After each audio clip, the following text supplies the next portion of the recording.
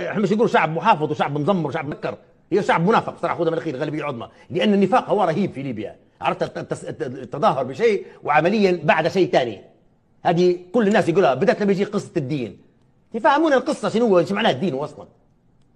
شو هكذا ولحيه وقصه علينا نطلع خانب معفن. ما تقدرش تقسو على الليبيين يعني، حتى الظروف في النهايه. انا نقول لك الشعب الليبي الان قسما بالله اذا لم يدخل في حاله مصارحه، خذها مني ها، وينسوا قصه ان احنا عندنا احسن طيارين واحسن طريق واحسن مش عارف حمام واحسن سيفون واحسن، تعرف القصه طالعه، واكبر مصنع واحسن زنقه، يقول لك كلام فارغ. وينها داي؟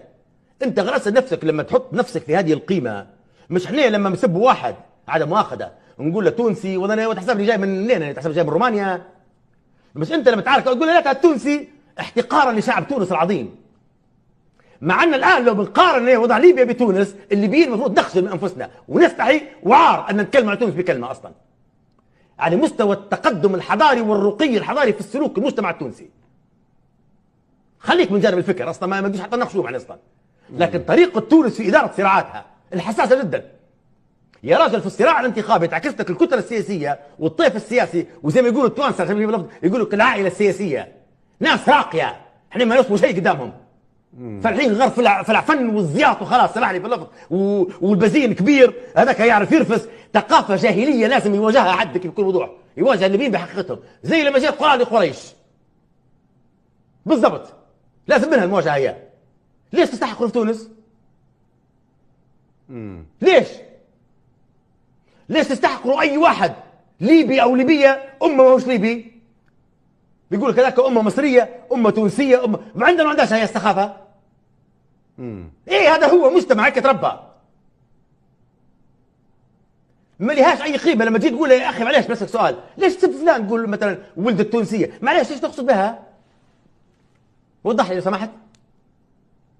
شنو يعني؟ ليش؟ المجرد الجنسيه ولا كيف؟ فهمت؟ هذه حقائق في ليبيا موجوده. فقلت لك فشخره على الفاضي. المصريين غير اسمعني، هي اعراف اجتماعيه. شنو تجي انت قدام مصر؟ خلينا نكون صريحين. شو قدمت انت للعرب والمسلمين قدام مصر؟ الشعب المصري ما دخلنيش فيها الحكومه في مصر. يعني الحكومه يعنيش كل الحكومات هذه تحت رجلي، لكن انت شو قدمت قدام مصر؟ عليك ليبيا معلش كالشعب المصري، هو شو قدمت؟ اول حاجه ضريبه الدم اللي دفعها الشعب المصري في قضايا العرب والاسلام، وكان بنحسب لك من ايام معركه عين جالوته اللي اوقف فيها زحف التتار على البشريه كلها. الظاهر ببرس الاول وقطز وكذا، وين هم كانوا يحكموا؟ شنو هو انت معليش؟ ليش استحقار البشر؟ هذه الثقافه لما تتنحى لها اثر داخلي. لما يواجهون بالحقيقه يبدا الانسان يفكر الانسان بمعيار اخر.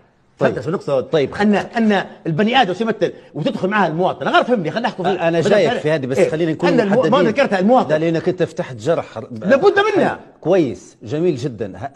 هذه الصراحه خالد. انا اتمنى واحد يطلع يقول لي يا نعمان لا احنا ما نقولوش يا تونسي كذا. لا بس لازم لما نفتحوا الصفحه نفتحها مش نقولوا على باكستان دوله ليبيه بس مسمينهم الزفره.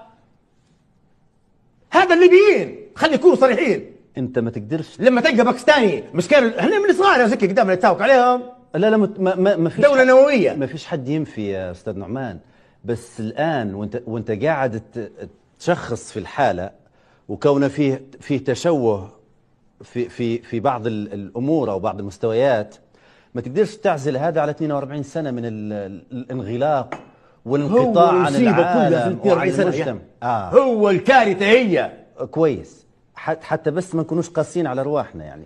لا هو مرات تقسى على نفسك. شفت زي لما يديك متسخه اكرمك الله وشويه هيك انت تكون باهي مش تنحي زخ، تكون مثلا مغير كوشينيتي ولا حاجه بتاع فيها، فهمت؟ لا تبي شويه حكان يعني مرات حتى بالتاي تخش ولا مش تنضاف.